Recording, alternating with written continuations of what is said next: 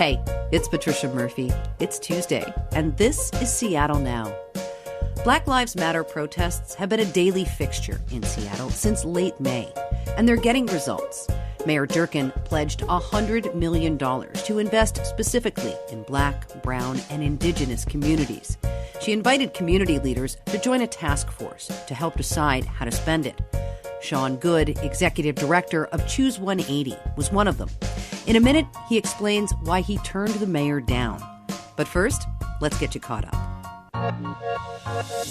It's going to be sunny and warm this week in Western Washington, but you better enjoy it. Forecasters at the National Weather Service are keeping their eye on the potential for wildfire smoke from California to get here by Wednesday morning. Right now, predictions are it could last about 3 days. Of course, this could change depending on how much fire activity happens this week.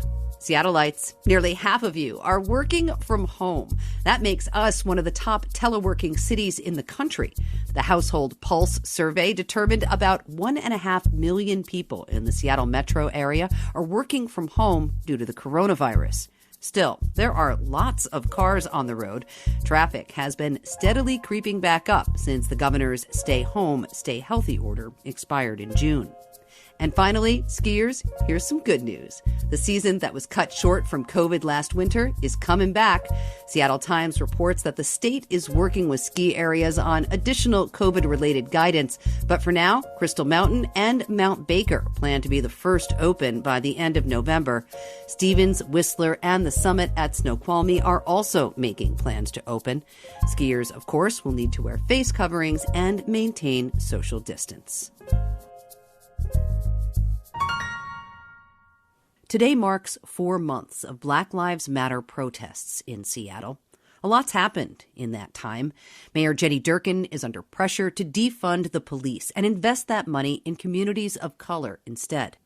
Last week, the city council overturned the mayor's veto of budget revisions, taking money from the Seattle Police Department.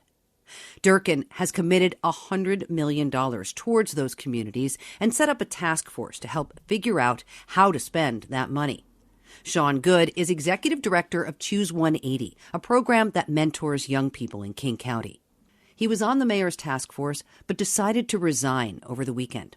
Hi, Sean. Hello, my friend. Good to talk to you. Likewise. I just want to get an overview right now. We're going on 4 months of protests in the city of Seattle. What is obvious right now is that there is still extreme tension between the police department and protesters and the city and the county.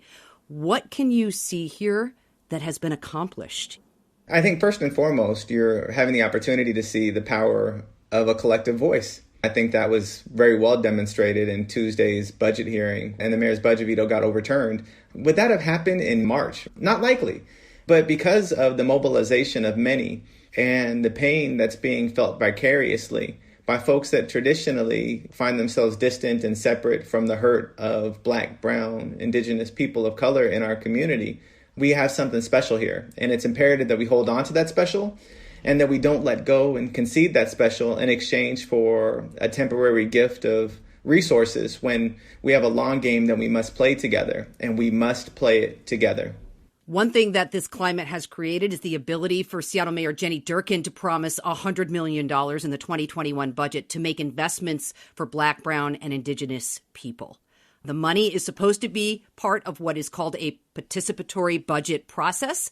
In this case, the mayor is asking those community members who are Black, Brown, and Indigenous to decide where this money will go. You were invited to co-chair this task force. You initially accepted, but then you decided to say no. Tell me why.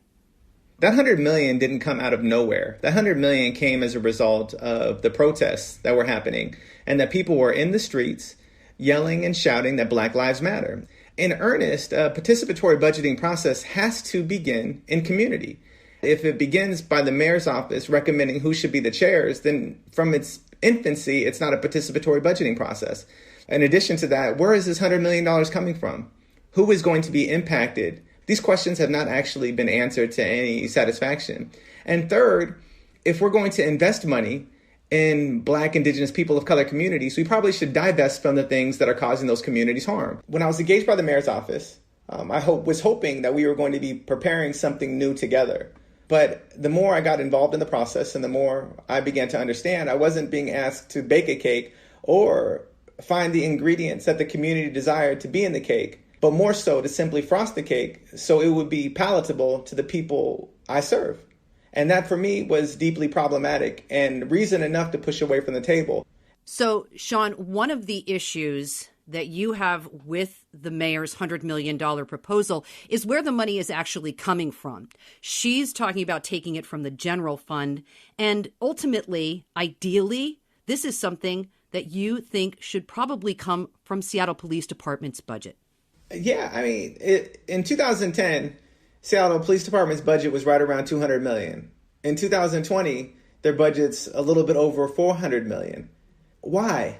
Consider this for a second. Somewhere between 80 to 90% of the people who were in front of judges in King County Superior Court qualified for a public defender. That means we're really criminalizing poverty before we're criminalizing behavior.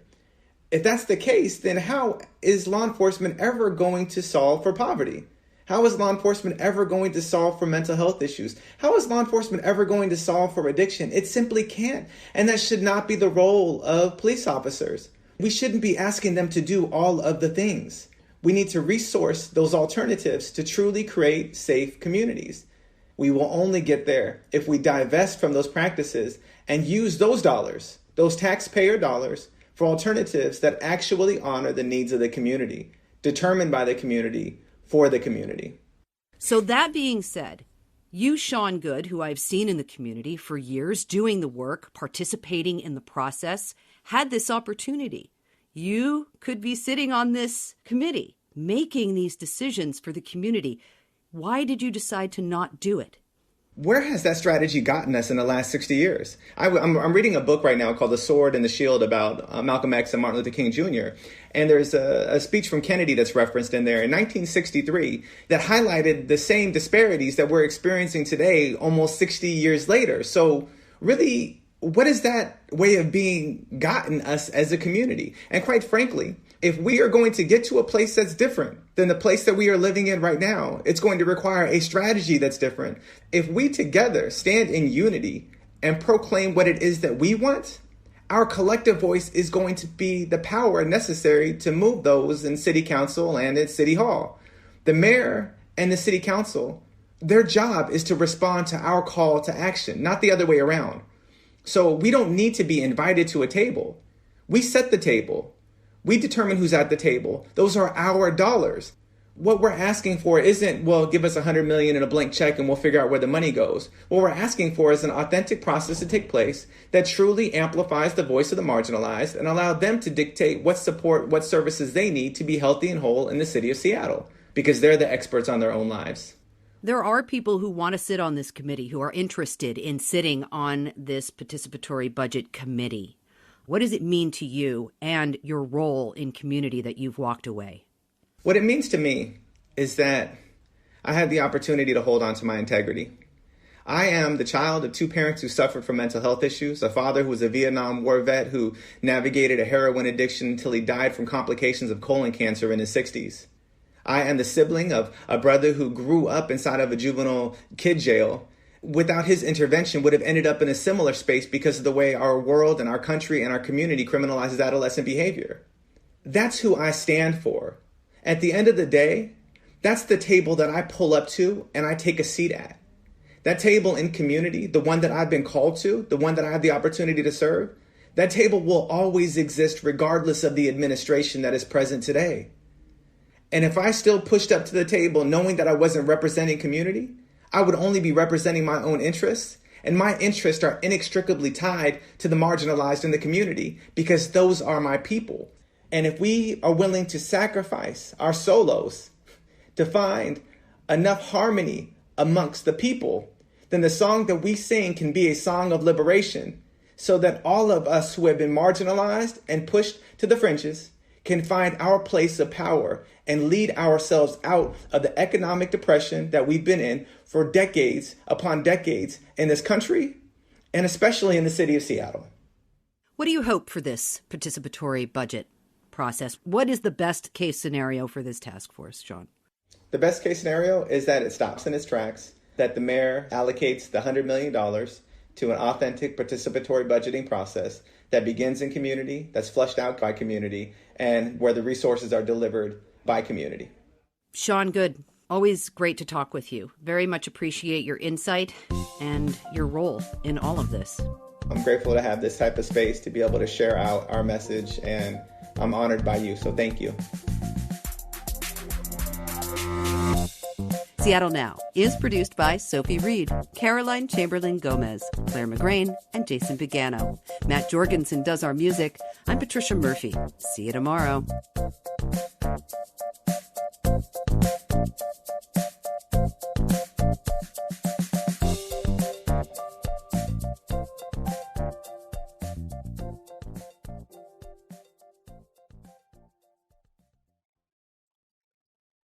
Hey, I'm Patricia Murphy, host of KUOW's Seattle Now podcast. KUOW and NPR rely on the support of listeners to keep you up to date on facts, tell important stories, and hold our leaders accountable. If you value this service, help us meet our fall fundraising goal by pitching in any amount before September 30th. Use the link in the show notes to make your gift. Thanks.